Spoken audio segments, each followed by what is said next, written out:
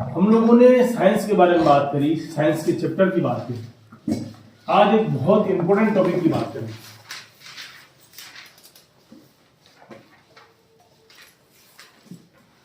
चलिए, एक महत्वपूर्ण टॉपिक की बात होगी।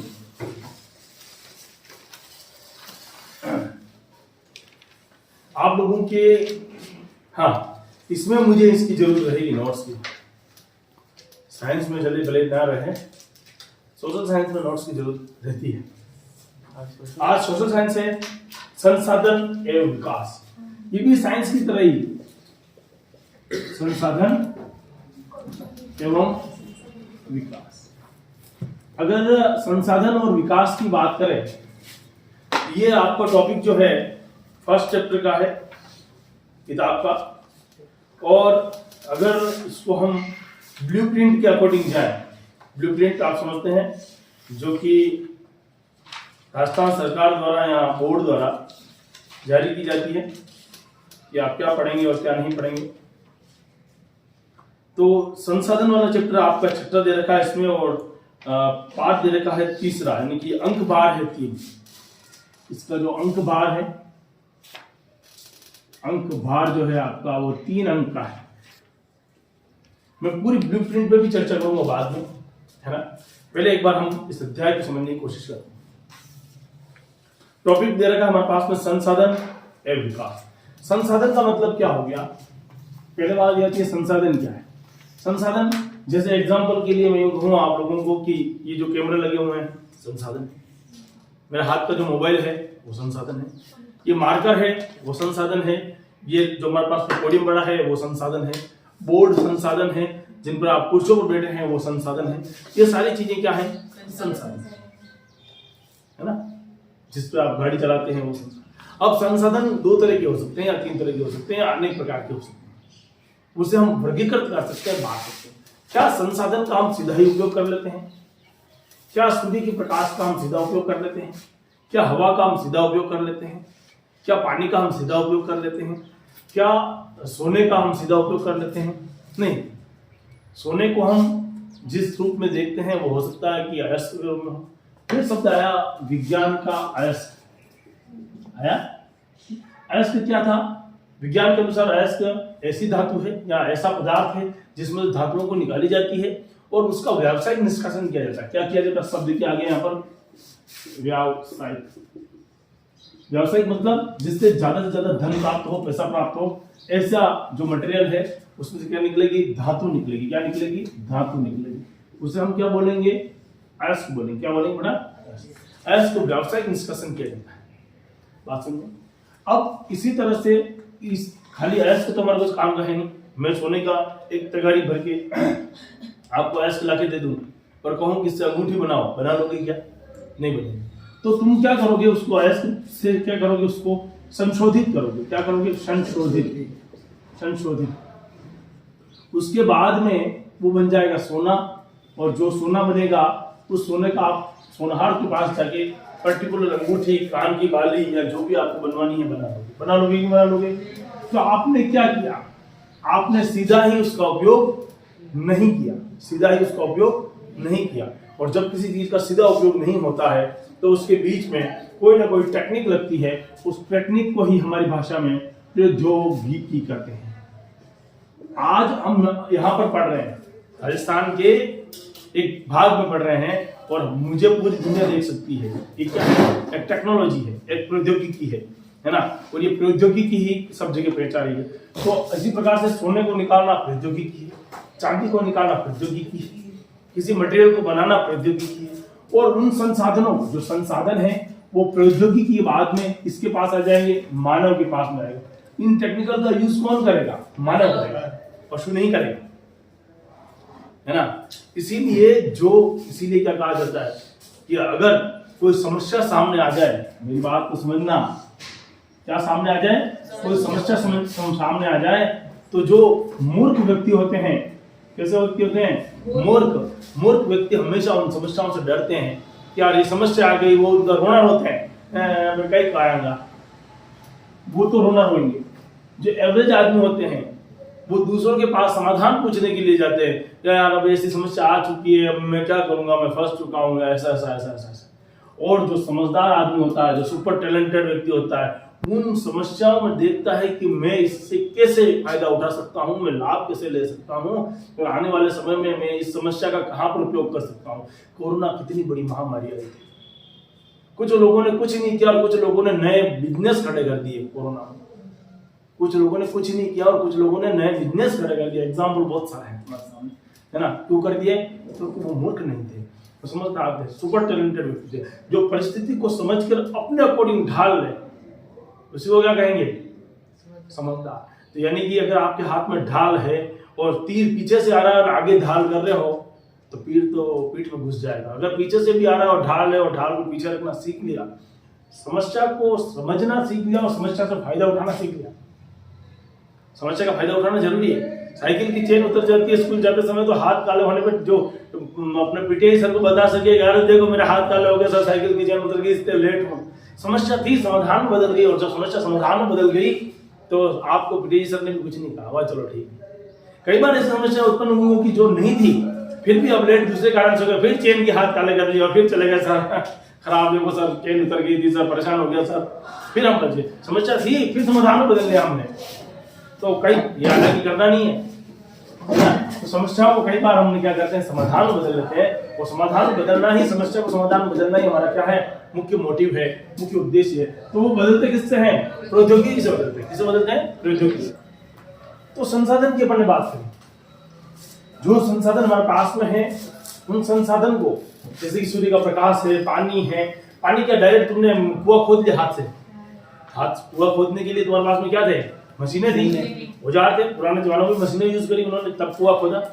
बोरवेल करने के लिए आपके पास बोरवेल की मशीन आई, ऐसे थोड़ी हाथ घुमाया खोद नहीं। तो मशीन से आपने किसी प्रौद्योगिकी का उपयोग किया, संसाधन का उपयोग किससे किया? किसी प्रौद्योगिकी से किया। और जब प्रौद्योगिकी से आप उपयोग करते हैं, तो वो प्रौद्योगिकी को तुम्हारे पास में कौन लेके आया? कोई आदमी लेके आया? कोई ना कोई तो आदमी लाया। हर मशीन को तुमने नहीं चलाया, जो भी चीज तुम्हारे पास में है तुमने नहीं चलाया। मोबाइल लाया तो बड़ी दुकान से लाया, यानी कि कोई ना कोई तुम्हारे पास में लाने वाला कौन था? कोई संस्थान था। क्या था? कोई संस्थान। अरे आज आप पढ़ रहे हो तो किसी संस्थान में पढ़ रहे हो, है ना। तो जो नहीं है कि तुमने खुद ने उस संस्थान का निर्माण किया, नहीं, वो संस्थान पहले से था। और उस संस्थान ने आपको प्रौद्योगिकी के माध्यम से क्या किया? एक संसाधन का उपयोग करके प्रौद्योगिकी के माध्यम से उस संस्थान ने आप तक क्या किया? आपकी समस्या का समाधान किया, है ना। तो जब कोई संसाधन जिनका उपयोग करना है किसी प्रौद्योगिकी के माध्यम से हो, और कोई संस्थान हमारे पास में उसको लेकर आए, कोई संस्था लेकर आए, कोई ब्रांच लेकर आए हमारे पास में, और हमारी समस्या का क्या कर दे? समाधान कर दे, उसी को हम क्या कहेंगे? संसाधन कहेंगे। उसी को क्या कहेंगे हम? संसाधन कहेंगे। संसाधन कैसे है, समझ में आई बात? एक लोकल लैंग्वेज में आपने पढ़ रखी होगी, हालांकि क्योंकि आपके स्कूल में पढ़ाया होगा। तो संसाधन क्या है? वो सारा संसाधन है। सूर्य का प्रकाश भी अपने आप में क्या है? संसाधन है। सोना चांदी भी अपने आप में क्या है? संसाधन। अब जैसी समस्या वैसा समाधान। अब तुम 8वीं में थे तो 8वीं की समस्या थी, उस समय बहुत बड़ा लगता था, है ना। और जब तुम छोटी क्लास में थे तब एक बहुत बड़ी समस्या थी, पेंसिल घूम जाती थी। पेंसिल का घूम जाना एक बहुत बड़ी समस्या थी अपने आप में। टेंशन थी, है ना। सफर का घूम जाना एक समस्या थी। आज हंसी आती है उस बात पे। और आज जो बहुत बड़ी समस्या लग रही है, आने वाले 5 साल बाद हंसी आएगी। जब मैं 10th में था मैं ऐसा करता था यार, बहुत छोटी सी बात थी, मेरे को समझ में नहीं आती थी। क्यों ऐसा होता है कि जब जब हम बड़े होते जाते हैं, हमारे संसाधन बदल जाते हैं, हमारी प्रौद्योगिकी बदल जाती है, हमारे पास में संस्थान बदल जाते हैं, वैसे वैसे हमें समस्याओं का समाधान भी अलग लगने लगता है। मैंने कोरोना काल का एग्जाम्पल दिया। उस समय जब कोरोना शुरू में आया तब लगा था मरे, जिंदा नहीं बचेंगे कोई भी, लगा था। सोचा था कि वापस दाल बाटी होगी,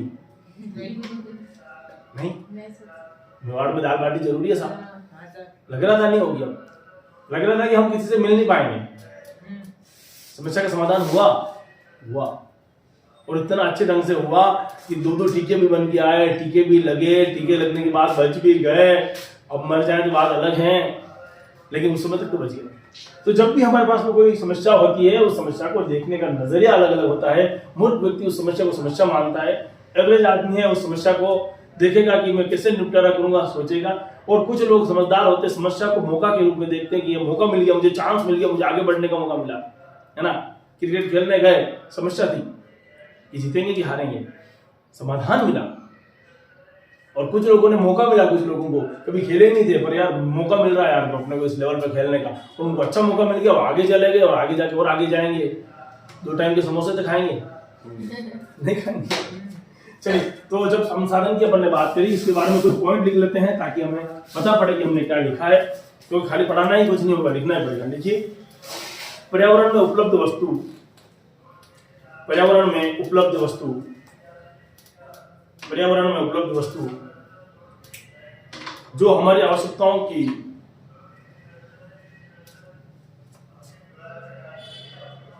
पर्यावरण में उपलब्ध वस्तु, पर्यावरण में उपलब्ध वस्तु जो हमारी आवश्यकताओं को, जो हमारी आवश्यकता को पूरा करने के लिए, पूरा करने में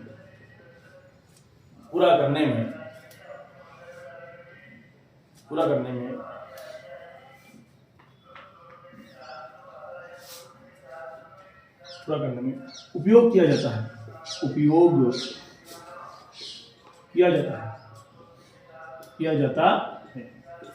करने में उपयोग किया जाता है, पूरा करने में उपयोग किया जाता है। जो पर्यावरण की जो भी उपलब्ध वस्तुएं हैं, उन वस्तुओं की जो आवश्यकता, हमारी जो आवश्यकता है, उनको हम क्या कर रहे हैं, उसको पूरा करने के लिए प्रयोग कर रहे हैं। पर्यावरण में मान लो, देखो बाहर कुर्सी वाला आया, वो चिल्ला रहा है। अब हमारी आवश्यकता है, अगर हमें कुर्सी चाहिए, तो पर्यावरण का आदमी तो है वो, है ना, वो बात अलग है, चिल्ला चिल्ला के हमको डिस्टर्ब कर रहा है। तो पर्यावरण में उपलब्ध जो वस्तु हैं, उनकी आवश्यकता जो हमको होती है, उसको पूरा करने के लिए हम उपयोग करें। जो भी नेचर में है ना, वो हमें जो हमारी आवश्यकता भी है, और पर्यावरण हमको क्या कर रहा है, वो चीज वस्तु हमें क्या कर रही है, उपलब्ध करा रही है। तो उपलब्ध करा रही है, जिसको बनाने में क्या लिखा, जिसको बनाने के लिए किसका उपयोग होता है, हाँ, प्रौद्योगिकी का उपयोग होता है, प्रौद्योगिकी का उपयोग होता है। नेक्स्ट लिखिए, हाँ, एक शब्द और आया इसमें, इसी लाइन को कंप्लीट करा, अभी तक परिभाषा हुई नहीं है ना। और क्या लिखा, जो आर्थिक रूप से संभाव्य हो। इसमें क्या लिखा, यहाँ पर लिख रहा हूं, जो आर्थिक रूप से संभाव्य हो, जो आर्थिक रूप से क्या हो, संभव, है ना, जो आर्थिक रूप से संभाव्य हो और सांस्कृतिक रूप से मान्य हो। सांस्कृतिक रूप से क्या हो, सांस्कृतिक रूप से मान्य हो, सांस्कृतिक रूप से क्या हो, मान्य हो, सांस्कृतिक रूप से मान्य हो। आर्थिक रूप से क्या हो, संभाव्य हो, यानी संभव हो, और आर्थिक रूप से क्या हो, संभाव्य हो लेकिन सांस्कृतिक रूप से मान्य हो। क्या कहलाता है, संसाधन कहलाता है, संसाधन कहलाता है, संसाधन कहलाता है। इस बात को थोड़ा समझने की कोशिश करते हैं, तो मुझे लगता है अच्छे ढंग से हम समझ पाएंगे। एक एक पॉइंट को लेते हैं और उनको समझने की कोशिश करते हैं। देखिए क्या बात कही मैंने, पर्यावरण यानी कि पूरा नेचर हो गया, पूरा प्रकृति हो गई। पर्यावरण में उपलब्ध मतलब मंगल ग्रह से कोई चीज नहीं लानी है, कहाँ होनी चाहिए, पर्यावरण के अंदर होनी चाहिए। जो वस्तुएं हैं जो हमारी आवश्यकताओं को क्या करती है, पूर्ति करती है। अब हमारी आवश्यकता क्या है, एक तरफ तुम्हारी आवश्यकता बंगला हो सकता है, कार हो सकती है ना, हवाई जहाज भी हो सकती है। हमारी आवश्यकता खत्म ही नहीं होती भाई साहब, हमारी कुछ भी आवश्यकता हो सकती है। उन आवश्यकताओं को क्या वो चीज पूरा कर रही है। अगर मान लो मुझे कोई आवश्यकता है, सपोज सोचो कि मुझे इस पेन की आवश्यकता है। किसकी आवश्यकता है, इस पेन की। ये पेन मेरे लिए एक संसाधन है, पेन मेरे लिए क्या है, एक संसाधन रियल में है। इसके बिना मैं कुछ नहीं हूं, मेरे बिना ये कुछ नहीं, हम दोनों एक दूसरे के बिना कुछ नहीं। ये नहीं होगा तो काम नहीं चलेगा, चलेगा क्या, नहीं चलेगा, है ना। क्या ये चल रहा है, क्या ये चल रहा है क्या, अब ये नहीं चलेगा तो भी मेरा काम नहीं चलेगा, और इसके बिना तुम कहां से घर जाके देखोगे। तो ये जरूरी है। तो जो पर्यावरण में उपलब्ध वस्तुएं हैं वो हमारी आवश्यकताओं को क्या करती है, पूरा करती है, उसका उपयोग किया जाता है। हाँ, लेकिन उपयोग तो मैं उसका कर रहा हूँ। अब सोचो ये पेन मेरे लिए 10 लाख रुपए का होता, क्या मैं खरीदता? नहीं। 10 लाख का छोड़ो, 10,000 का होता तो भी नहीं खरीदता, खरीदता ही नहीं।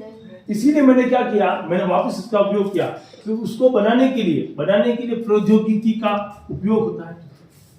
इस पेन को बनाने वाली कोई कंपनी तो है, ये थोड़ी है वन ऑन ओनली एक ही पेन है, बहुत सारी पेन कंपनियां हैं जो इस पेन को बना रही है।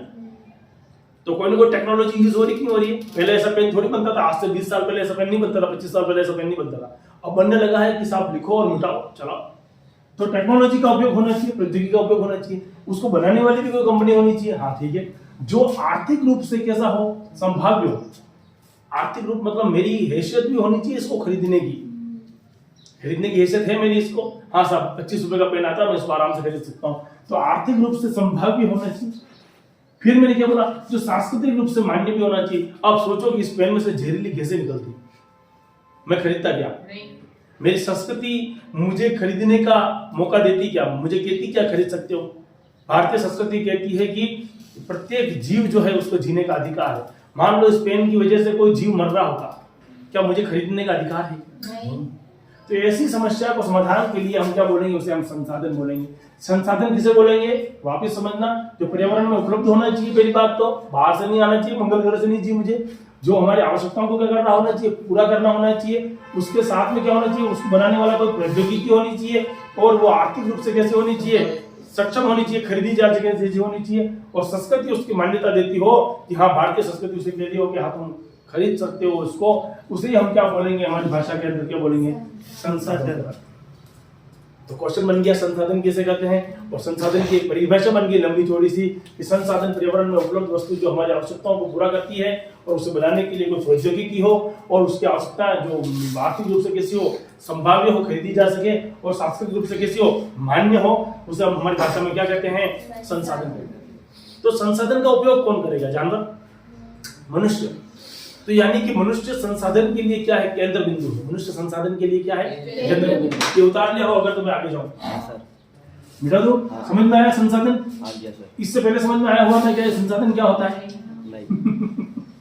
हैं? इससे पहले भी तो पढ़ा था, जुलाई से पढ़ रहे हैं संसाधन। संसाधन देखिए हमारे यहाँ पर किताब में एक ट्रायंगल बना रखा है, ट्रायंगल के रूप में त्रिभुज बना रखा है, बीचों बीच लिखा हुआ है मानव।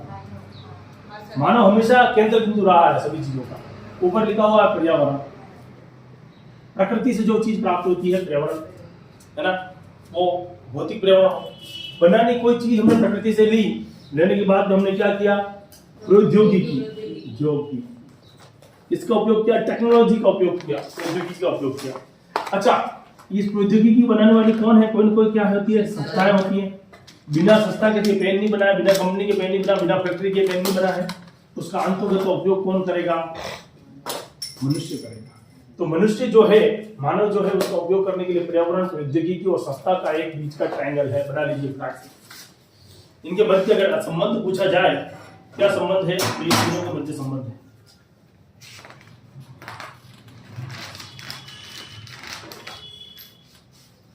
डन। चलिए अगला पॉइंट आज देखते हैं हम।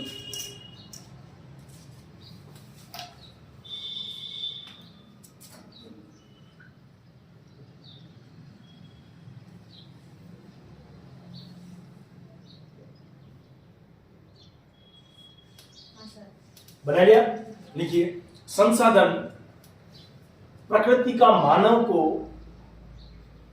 संसाधन प्रकृति का मानव को उपहार नहीं है। संसाधन क्या लिखा, संसाधन प्रकृति का मानव को उपहार नहीं है, है ना। कोई नेचर ने तुम्हें लाके गिफ्ट नहीं दे दिया कि तुम्हारी मर्जी हो जितना तुम कोयला खर्च करो, तुम्हारी मर्जी हो जितना तुम पेट्रोल खर्च करो, तुम्हारी मर्जी हो जितना तुम जो खर्च करो, है ना। लेकिन मनुष्य भी खुद एक अपने आप में प्रकृति है। मनुष्य खुद क्या है, एक प्रकृति है। अरे मनुष्य को यूं थोड़ी कि लॉन्ग लाइफ जीना है, जीना तो लॉन्ग लाइफ है, पर कितना लॉन्ग लाइफ है, 100 साल जी लेगा। अगर अब कहाँ हर चीज प्लास्टिक की होने लगी आदमी में, तो है दांत टूट गया न डलो, प्लास्टिक सर्जरी कराओ, बाल नए नहीं आ रहे विग पहनो, क्या हो गया है? तो मनुष्य 100 साल जिएगा क्या? मान लो जी भी लिया, उससे आगे जिएगा क्या? है ना? ऐसा थोड़ी है। अगर सोचो मनुष्य के हाथ में होता, कंट्रोल होता, मरना ही नहीं है, तो फिर ये दुनिया दबा दी, है ना? पर आदमी को एक पता तो निश्चित है कि मरना अनिवार्य है। एक चीज और क्लियर है, खाना भी अनिवार्य है और उतना ही खाना है जितना पेट के अंदर कैपेसिटी हो, उससे आगे वो खाने की इच्छा करेगा क्या? उसके बाद में कितना भी अच्छा हलवा ले आओ, खाओगे क्या? एक टुकड़ा भी तुम एक्स्ट्रा नहीं खा सकते हो। तो ये सब नेचर ने दिया है, प्रकृति ने दिया और अपने हिसाब से दिया है। क्या देखा अपन ने? संसाधन प्रकृति उपहार नहीं है। उपहार नहीं है, नहीं की अंडरलाइन करना। कुछ लोग क्या मानते हैं कि संसाधन जो है, संसाधन जो है वो मानव के लिए क्या है? उपहार है। अरे भाई उपहार नहीं है, हमें कोई गिफ्ट में लाके नहीं दिया हुआ है, हम भी उसके क्या है एक भाग। देखिए बट इसमें आगे लिखना वर्ण मानव भी, मानव भी, हाँ वर्ण मानव भी, संसद वर्ण मानव भी प्रकृति का व संसाधन का एक भाग है, एक भाग। मनुष्य खुद क्या है? उसका एक पार्ट बना हुआ है। मनुष्य खुद उससे अलग नहीं है ना? हम किसी से अलग नहीं है, हम भी खुद उसका एक हिस्सा है। लिख दिया? नेक्स्ट लिखिए। अब लिखना संसाधन का वर्गीकरण। संसाधन का वर्गीकरण। अब संसाधन के वर्गीकरण के लिए अब मैं जैसे लिखूं वैसे वैसे लिख लेना ताकि फटाफट काम हो जाएगा। संसाधन 3 नंबर का चैप्टर है, ये बहुत ही महत्वपूर्ण चैप्टर है, पूछा जाता है कई बार, इससे क्वेश्चन आएंगे और अच्छे खासे प्रश्न पूछ दिए जाते हैं। संसाधन का वर्गीकरण, हेडिंग डालिए संसाधन का वर्गीकरण। संसाधन का वर्गीकरण। देखिए पहला वर्गीकरण हम ले रहे हैं, फर्स्ट वर्गीकरण उठा रहा हूं मैं, वो है उत्पत्ति के आधार पर। किसके आधार पर? बीचों बीच में लिखोगे उत्पत्ति के आधार। जब किसी भी चीज का उत्पत्ति के आधार पर वर्गीकरण करते हैं तो यानी कि वो प्रकृति में कहां से बना हुआ है उसके आधार पर। 2 प्रकार के, 2 भागों में बांटना, जैव और अजैव। जैव और अजैव मतलब जैव का मतलब जो जीवित वस्तु है उनमें सारी की सारी। अजैव का मतलब कौन सा है? जो मृत वस्तु है यानी कि निर्जीव वस्तु है जिसमें। जैव का मतलब क्या हो गया? सजीव। क्या हो गया बेटा? सजीव। और अजैव का मतलब क्या हो गया बेटा? निर्जीव। निर्जीव का मतलब क्या होता है? जो मरी हुई है। टेबल मरा हुआ है, बोर्ड मरा हुआ है, ये पेन भी मरा हुआ शब्द यानी कि निर्जीव है, इनमें जान नहीं है, चल के नहीं जा सकते खुद, है ना? श्वसन क्रिया नहीं करते, उपापचय क्रिया नहीं होती, पाचन क्रिया नहीं होती। चलिए उत्पत्ति के आधार पर हमने कितने भागों में बांटा? इसको 2 भागों में बांट लिया। संसाधन के प्रकार, है ना? जैव संसाधन लिखना, इसमें लिखना, सजीव के नीचे लिखना या जैव संसाधन के नीचे लिखना। इन संसाधनों की प्राप्ति, इन संसाधनों की प्राप्ति, इन संसाधनों की प्राप्ति जीव मंडल से होती है। किससे होती है? जीव मंडल से होती है। जीव मंडल से होती है। इन संसाधनों की प्राप्ति जीव मंडल से होती है ना? कहां से होती है? हमको जीव मंडल से होती है। जैसे खुद मनुष्य, स्वयं मनुष्य, जैसे पादप अपने पेड़ पौधे, उसी प्रकार से आप देखते हो मत्स्य, आपने मछलियां देखी होगी, मछलियों का व्यवसाय करते हैं लोग, मत्स्य। पशुधन, पशुधन समझते हैं यानी गाय भैंस, दूध का व्यवसाय होता है, खाद का व्यवसाय होता है। तो जब हम बात करते हैं किसी भी जैव मंडल की, तो जैव के 2 टुकड़े हैं हमारे पास, याद रह जाएंगे, अब अपने आप याद होंगे। नोट्स इसी तरह से बनाने हैं, नोट्स के टुकड़े इसी तरह से करने हैं आपको। ये मार्कर में इंक डालना भी क्या है? ये भी एक संसाधन है। और अगर इंक नहीं होती तो मार्कर नहीं चलता। ये भी क्या है? एक संसाधन है। ठीक है आप लोगों ने? अब लिखिए अजैव संसाधन, उधर लिखिए अजैव संसाधन लिखिए, ठीक ना। वे संसाधन जो निर्जीव वस्तुओं से बनते हैं, वे संसाधन जो निर्जीव वस्तु से बनते हैं, निर्जीव वस्तु से बनते हैं। बताओ ऐसे कौन सा एग्जाम्पल है? जैसे कि आपने धातु, सोना तो चाहिए आपको, चांदी चाहिए आपको, डायमंड चाहिए आपको, है ना। तो ये क्या है? धातु है। तो धातु कैसी होती है? निर्जीव होती है। चट्टान तो निर्जीव है, लेकिन उसमें जब कोयला निकलता है या हीरा निकलता है तो काम का ही नहीं। अरे चट्टान भी काम के, पत्थर बनाते, घर बनाते, उसका भी, है ना, संगमरमर निकलता है, कैल्शियम कार्बोनेट पढ़ा था अपन ने। ऐसा नहीं है कि हम सामाजिक पढ़ रहे हैं आज तो कैल्शियम कार्बोनेट को भूल जाएंगे, यहाँ पर भी कैल्शियम कार्बोनेट आ गया। हीरा आ गया, हीरा कुचालक है विद्युत का, है ना।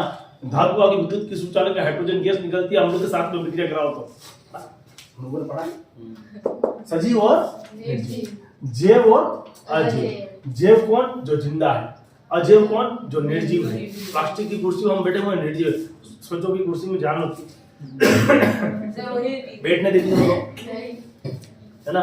फिर कुर्सी भी खुराफाती होती, पेंसिल निकाल के अंदर से उनको चुबाती बार बार, है।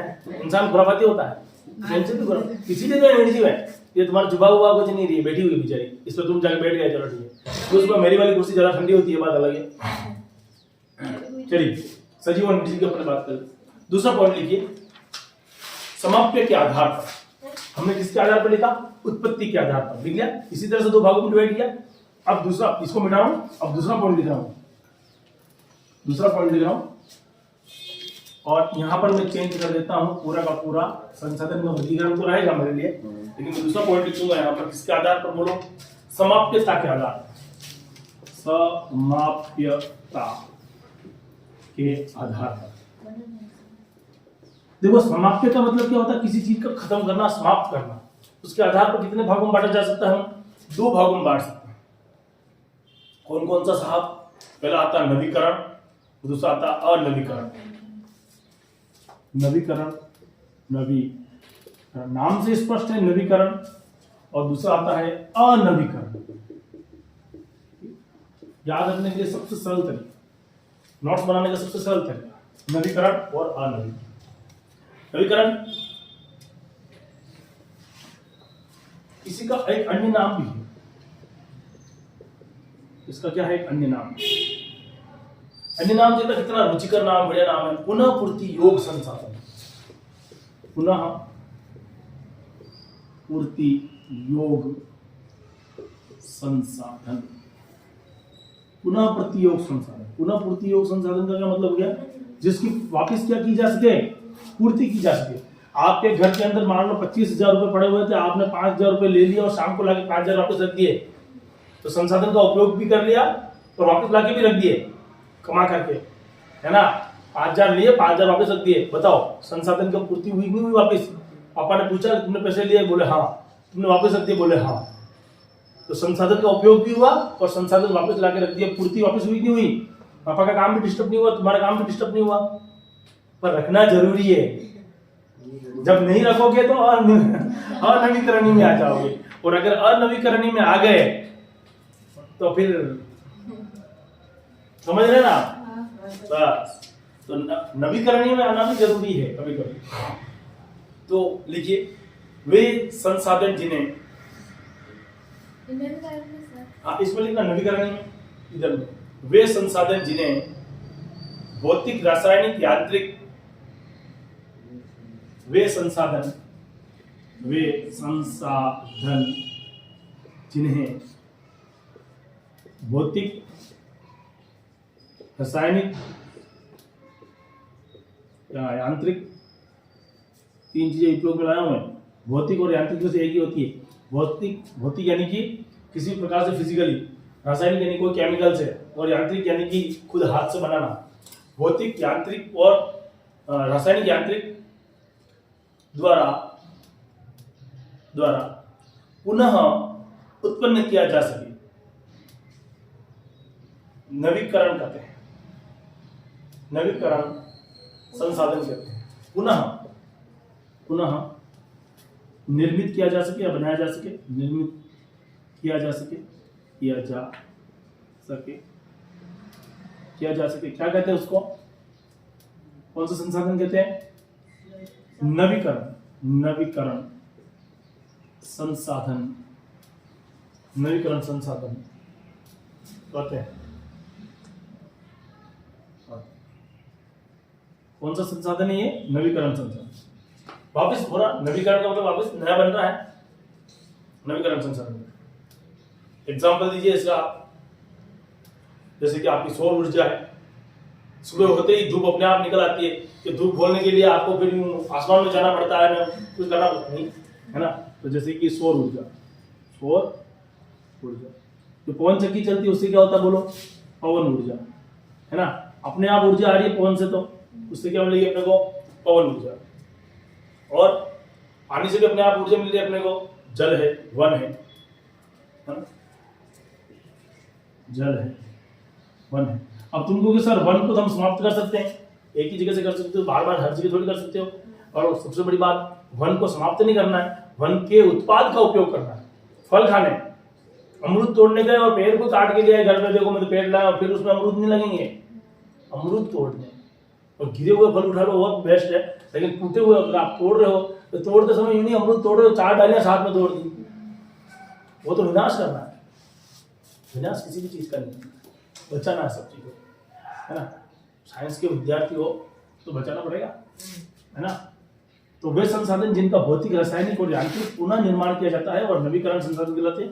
जैसे एग्जाम्पल के तौर पे सौर ऊर्जा होगी, पवन ऊर्जा होगी, जल ऊर्जा होगी और वन हो गए। ये संपदा सारी चीजें क्या आएगी हमारी? आएगी। ये अनवीकरणीय, अनवीकरणीय में लिखी इन संसाधनों का विकास एक लंबे भूवैज्ञानिक अंतराल में होता है। इन संसाधनों का विकास एक लंबे भू वैज्ञानिक अंतराल में होता है। भू वैज्ञानिक अंतराल मतलब बहुत लंबी बात होगी, करोड़ों साल की बात में होता है। और वो हम हमारे जीवन में नहीं देख सकते हैं कि देखोगे 1 करोड़ साल बाद है, हमारी पीढ़ियां रहे नहीं रहे तो हम कहां से देखेंगे? तो इतने करोड़ों साल बाद कोई प्रोडक्ट बनेगा उसका हमें पता नहीं, और हम उसको खत्म कर दें। क्या हमारा अधिकार है कि हम उसको खत्म कर दें? नहीं। मतलब कि ये सोचो कि एक टंकी ऐसी है जो कब भरी जाएगी पता नहीं, और हम उसको खोल के खत्म कर रहे हैं, ये तो गलत बात है। धीरे धीरे उपयोग करना चाहिए, कम कम उपयोग करना चाहिए, और हम करते नहीं। तो लंबे भूवैज्ञानिक समय, शब्द क्या उपयोग में आया? भूवैज्ञानिक समय। भूवैज्ञानिक समय मतलब बहुत ही लंबा अंतराल, करोड़ों साल के अंतराल के बाद इसका निर्माण हो, उसे ये बोलेंगे अनवीकरण। देखिए इन्हें बनने में लाखों वर्ष लग जाते हैं। हाँ, इन्हें बनने में लाखों वर्ष लग जाते हैं, बनने में लाखों वर्ष लग जाते हैं। अथवा ये अचक्रीय होते हैं। कैसे होते हैं? अचक्रीय। अचक्रीय होते हैं मतलब क्या? एक बार अगर उपयोग में आ गया तो वापस बढ़ने वाले, वापस उपयोग नहीं किया। अर्थात एक बार उपयोग होने पर, एक बार उपयोग होने पर पुनः उपयोग नहीं किया, पुनः उपयोग नहीं किए जा सकते।